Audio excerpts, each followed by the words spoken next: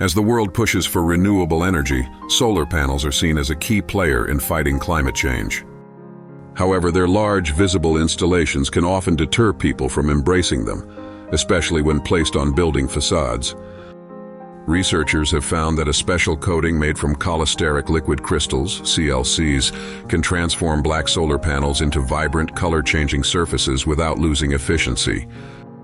These coatings use a self-organized structure that creates color through light manipulation, much like a rainbow, but without absorbing or scattering it.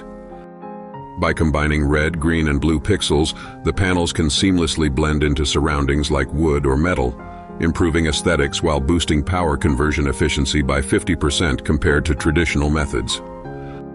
In addition to their vibrant color, these solar cells can even change color with temperature, offering both beauty and function without sacrificing energy output. With this innovation, solar panels can now be integrated into buildings in a way that is not only visually appealing, but also more widely accepted by the public, making clean energy a little more stylish. For more updates on the latest in science and technology, don't forget to subscribe to my YouTube channel.